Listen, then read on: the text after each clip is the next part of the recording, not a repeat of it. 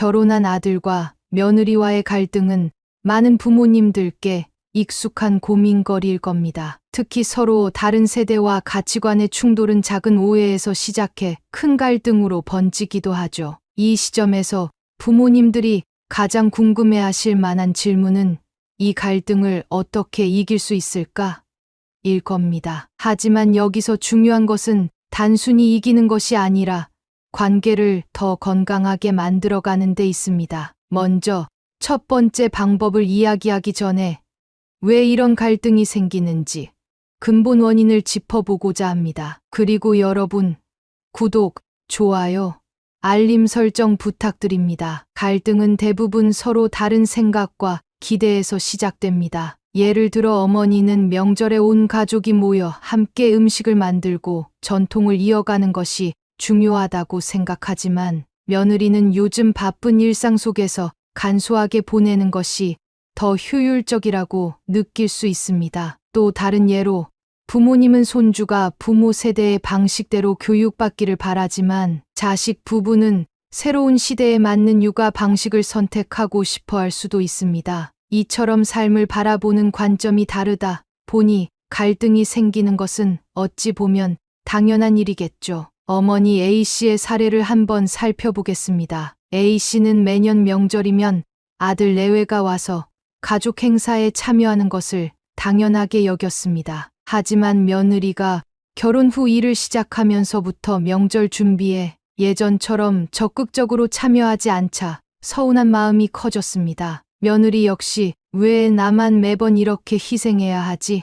라는 생각에 점점 피로감과 스트레스를 느끼기 시작했죠. 결국 두 사람은 서로 말도 꺼내기 어려운 사이가 되고 말았습니다. 이처럼 갈등은 서로의 입장을 이해하지 못한 데서 시작되는 경우가 많습니다. 그렇다면 이 갈등을 해결하고 나아가 이길 수 있는 첫 번째 방법은 무엇일까요? 바로 이해하기입니다. 이해는 단순히 알겠다고 말하는 것이 아니라 상대방의 입장에 진심으로 공감하는 것을 뜻합니다. 며느리가 명절 음식을 준비하며 느꼈을 피로감을 떠올리고 아들의 입장에서 아내와 어머니 사이에서 느꼈을 부담감을 상상해 보는 거죠. 이런 이해의 시작이 갈등을 해결하는 첫걸음이 될 수 있습니다. 어떤 어머니는 이렇게 말씀하실 수도 있습니다. 내가 왜 그들의 입장을 이해해야 하나요? 내가 부모인데 며느리와 아들이 나를 이해해야 하는 거 아닌가요? 물론 그럴 수 있습니다. 하지만 갈등 상황에서는 누가 더 잘못했느냐를 따지기보다 먼저 손을 내미는 쪽이 결국 더 현명한 선택을 하게 됩니다. 이해하려는 노력이 결국 더 좋은 결과를 가져오니까요. 대화는 이해의 가장 기본적인 방법입니다. 이번 명절은 내가 너무 바쁘니까 어떻게 하면 더 편하게 준비할 수 있을지 함께 생각해 볼까? 라는 말로 대화를 시작해 보세요. 이런 대화는 상대방에게 나는 너를 배려하고 있다는 메시지를 전달합니다. 반대로 요즘 애들은 너무 편하게만 살려고 한다거나 내가 좀 더 노력해야 하지 않겠니? 같은 말은 오히려 방어적인 태도를 불러일으키기 쉽습니다. 오늘 말씀드린 이해하기라는 방법은 사실 모든 관계에서 기본이 되는 자세입니다. 부모와 자식 간의 관계뿐만 아니라 친구, 직장 동료, 배우자와의 관계에서도 마찬가지죠. 갈등이 발생했을 때 상대방의 상황과 감정을 진심으로 이해하려는 태도를 가지는 것. 이것이 바로 관계를 풀어나가는 열쇠가 될 것입니다. 다음은 두 번째 방법인 협력하기에 대해 이야기해 보려고 합니다. 협력은 단순히 상대를 돕는 것을 넘어 함께 문제를 해결하기 위한 동반자의 자세를 의미합니다. 갈등 상황에서 부모님들께 흔히 생기는 고민은 내가 왜 그들과 협력해야 하지? 라는 의문일 겁니다. 많은 경우 부모님은 우리가 더 많은 경험이 있고 나이가 많으니 내 말이 맞다고 생각하시곤 합니다. 하지만 이러한 태도는 갈등을 더 키울 뿐입니다. 협력의 핵심은 맞고 틀림을 따지기 전에 함께 문제를 해결하려는 마음입니다. 이 점을 사례를 통해 살펴볼까요? 이번에는 손주 교육 문제로 갈등이 생긴 부모님과 아들 내외의 이야기를 예로 들어보겠습니다. B씨는 손주가 TV를 많이 보는 것을 걱정하며 손주를 위해 직접 문제집과 학습지를 사서 보내기 시작했습니다. 하지만 아들 내외는 우리 방식대로 육아를 하고 있다고 답하며 어머니의 선물에 크게 반응하지 않았습니다. 오히려 며느리는 어머니가 자신들의 육아 방식을 무시한다고 느껴 마음이 상했습니다. 이 사례에서 어머니가 협력적인 자세를 취하지 않았다면 갈등은 더 깊어졌을 겁니다. 하지만 B씨는 문제를 다르게 접근하기로 했습니다. 먼저 아들과 며느리에게 내가 손주의 교육에 관심이 많아서 그런데 너희 생각은 어때?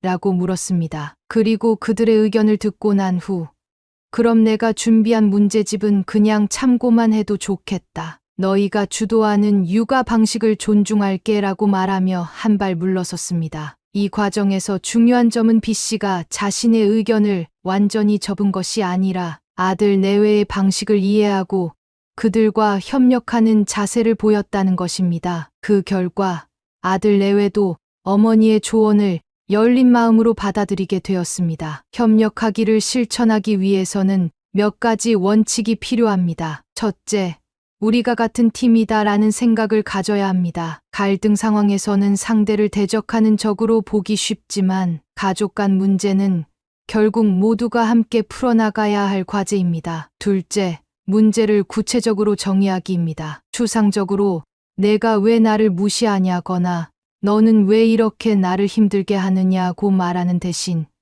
이번에 손주 교육에 대해 이런저런 생각이 있는데 너희는 어떻게 생각하니? 라고 구체적으로 대화를 시작해야 합니다. 셋째, 상대방의 의견을 존중하고 조율점 찾기입니다. 갈등을 해결하려면 서로의 의견이 충돌할 때 하나를 고집하기보다 중간 지점을 찾아가는 노력이 중요합니다. 대화를 통해 협력하기를 실천한 또 다른 사례를 생각해 봅시다. 명절 음식을 준비하는 문제로 고민하던 C씨는 아들과 며느리에게 솔직하게 말했습니다. 예전처럼 음식을 전부 준비하는 게 사실 나도 힘들어졌어. 다만 우리 집 전통이 이어졌으면 하는 마음이 있어서 그렇지. 너희는 어떻게 하고 싶니? 이 말을 들은 며느리도 자신의 입장을 털어놓으며 이번에는 함께 간단히 준비하고 필요한 부분은 배달 음식을 이용하는 게 어떨까요? 라고 제안했습니다. 그 결과 서로 부담을 줄이고 즐겁게 명절을 보낼 수 있었습니다. 이 사례에서 보듯 협력은 상대방을 이해한 후에야 비로소 가능해집니다. 그리고 그 협력은 갈등을 단순히 해결하는 것을 넘어 가족 간 신뢰와 유대감을 더욱 깊게 만들어줍니다. 다음은 세 번째 방법인 소통의 기술에 대해 이야기해 보려 합니다. 이해와 협력이 시작이라면 소통은 관계를 이어가고 문제를 예방하는 데 있어 핵심적인 역할을 합니다. 많은 경우 갈등의 근본 원인은 소통의 부재에서 비롯됩니다. 서로의 생각을 제대로 전달하지 못하거나 말은 했지만 잘못 이해되면서 감정이 상하게 되는 경우가 많습니다. 특히 가족 간에는 이 정도는 알겠지라는 암묵적인 기대가 있는데 이것이 오히려 문제를 키우는 경우가 많습니다. D씨의 사례를 살펴보겠습니다. D씨는 결혼한 아들에게 주말마다 집에 들르라고 요구하곤 했습니다. 아들은 회사 일과 육아로 바빠서 매번 찾아오지 못했지만 D씨는 그래도 최소한 연락이라도 해야 하는 것 아니냐? 며 서운한 마음을 감추지 못했습니다. 한편 아들은 엄마가 너무 자주 연락하라고 강요해서 스트레스다라고 말하며 점점 전화와 방문을 피하게 되었습니다. 두 사람 모두 소통이 부족했기 때문에 자신의 마음을 정확히 전달하지 못했던 것입니다. 소통은 단순히 말을 주고받는 것이 아니라 서로의 진심을 잘 전달하고 이해받는데 그 목적이 있습니다. 그렇다면 갈등을 예방하고 해결하기 위해 소통을 더 잘할 수 있는 방법은 무엇일까요? 첫 번째로 상대방의 말을 경청하는 태도를 가져야 합니다. 대화를 할 때 우리는 흔히 내가 무슨 말을 해야 할지에만 집중하곤 합니다. 하지만 소통의 시작은 상대방의 말을 진심으로 듣는 데 있습니다. 예를 들어 며느리가 명절 준비가 너무 부담스러워요 라고 했을 때 내가 안 하려고 그러는 거지? 라고 생각하기보다 부담이 된다니 어떤 점에서 그렇게 느껴지는지 이야기해 줄래? 라고 물어보는 태도가 중요합니다. 두 번째로 긍정적인 언어와 표현을 사용하기입니다. 갈등 상황에서는 본능적으로 비난의 말을 던지기 쉽습니다. 왜 항상 내가 이렇게 고집을 부리니? 너는 내 말을 안 듣는구나. 같은 말은 상대방을 방어적으로 만들 뿐입니다. 대신 내 입장에서 이렇게 생각할 수도 있겠구나. 그런데 내 입장에서는 이런 점이 조금 서운했어와 같이 자신의 감정을 솔직하지만 부드럽게 표현하는 방법을 사용해 보세요. 세 번째로 명확하고 구체적으로 말하기입니다. 종종 우리는 상대방이 우리의 생각을 다 알 거라고 착각합니다. 하지만 말하지 않으면 모르는 것이 당연합니다. 내가 알아서 하겠지 보다는 내가 이런 생각을 했는데 너는 어떻게 생각하니?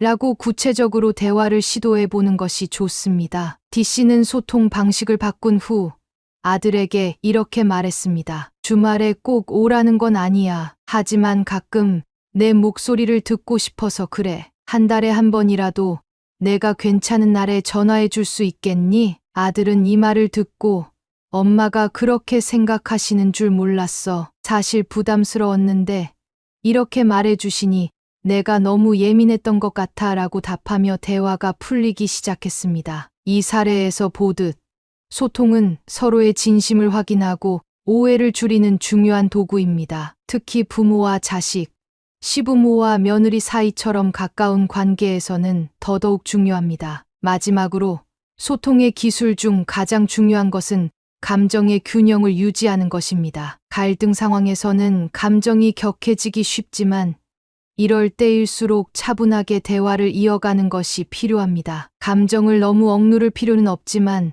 상대방을 존중하며 조율하는 태도를 잊지 않는 것이 중요합니다. 소통은 단번에 완벽해질 수 있는 기술이 아닙니다. 하지만 이해하기와 협력을 실천하면서 꾸준히 연습해 나간다면 점점 더 나은 관계를 만들어갈 수 있습니다. 이번엔 갈등을 근본적으로 해결하고 관계를 회복하는 네 번째 방법인 경계를 세우는 법에 대해 이야기해 보려 합니다. 가족 간의 관계에서는 가까움이 큰 장점이지만 때로는 이 가까움이 지나쳐 서로의 경계를 넘나들게 되는 경우가 있습니다. 부모는 자식의 사생활을 지나치게 통제하려 하고 자식은 부모의 희생을 당연시하며 무시하기도 합니다. 이런 상황이 반복되면 결국 갈등은 더 깊어지고 관계는 회복하기 어려운 상태로 악화될 수 있습니다. 경계를 세운다는 것은 서로의 영역을 존중하는 것을 의미합니다. 이는 단순히 물리적 거리뿐 아니라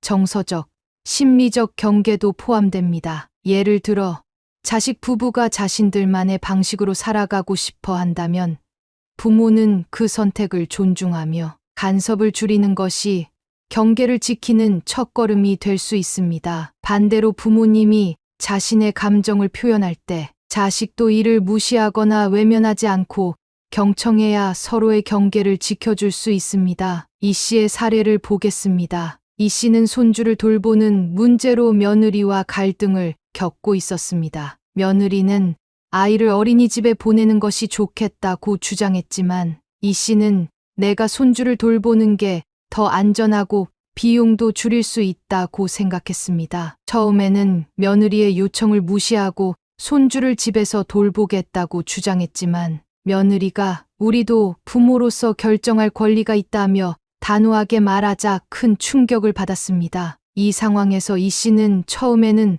서운한 마음이 들었지만 곧 자신이 며느리와 아들의 경계를 침범하고 있다는 것을 깨달았습니다. 이후 이 씨는 내가 너희를 도와주고 싶은 마음이 너무 앞섰던 것 같구나. 너희가 선택한 대로 해보는 게 좋겠다고 말하며 한 발 물러섰습니다. 그 결과 며느리와 아들 부부는 오히려 더 자주 부모님께 도움을 요청하고 감사의 마음을 표현하게 되었습니다. 경계를 세우는 법은 쉽지 않지만 몇 가지 원칙을 기억하면 실천이 수월해집니다. 첫째, 상대방의 영역을 인정하기입니다. 자식 부부가 부모님의 의견을 받아들이지 않더라도 그들의 결정을 존중하는 것이 필요합니다. 부모님의 조언이 항상 옳더라도 결국 삶의 선택은 자식 부부의 몫입니다. 둘째, 서운한 감정을 솔직하게 표현하기입니다. 경계를 지키다 보면 서운함이나 답답함을 느낄 수 있습니다. 이때 감정을 숨기기보다 나는 이런 부분이 조금 서운했어. 하지만 너희가 선택한 걸 존중하고 싶다고 솔직히 말하는 것이 좋습니다. 셋째, 경계를 요구할 때는 부드럽게 접근해야 합니다. 예를 들어 부모님께서 가끔 쉬고 싶다고 말씀하실 때 자식이 이를 존중하며 그럼 언제 시간이 괜찮으실지 말씀해 주세요 라고 반응하는 것이 바람직합니다. 경계를 세운다는 것은 서로를 외면하자는 이야기가 아닙니다. 오히려 각자의 영역을 존중하며 더 건강한 관계를 만들겠다는 의지입니다. 부모님이 자식의 삶에 너무 깊이 관여하지 않으면서도 필요한 순간에는 도움을 줄 수 있는 든든한 존재로 남아있는 것. 반대로 자식 부부는 부모님을 소중히 여기며 그들의 노고와 감정을 인정해 주는 것. 이런 균형이 이루어질 때 가족 관계는 더욱 단단해집니다. 경계는 관계를 차단하는 벽이 아니라 서로를 보호하는 울타리라는 점을 기억해 주세요. 가족이라 해도 각자의 삶과 감정을 존중받아야 합니다. 경계를 지키는 것이 어색하고 낯설게 느껴질 수 있지만 이 과정을 통해 오히려 더 친밀하고 따뜻한 관계를 만들어갈 수 있습니다. 마무리하며 가족 간의 갈등은 단순히 피해야 할 문제가 아니라 서로를 더 깊이 이해하고 관계를 성장시킬 수 있는 기회가 될 수 있습니다. 이 5편의 이야기가 여러분의 고민을 조금이나마 덜어드리고 더 건강한 관계를 만드는데 도움이 되었기를 바랍니다. 앞으로도 더 많은 이야기를 통해 여러분과 함께 고민을 나누고 해결책을 찾아가는 시간이 되었으면 좋겠습니다. 구독, 좋아요, 알림 설정 부탁드립니다.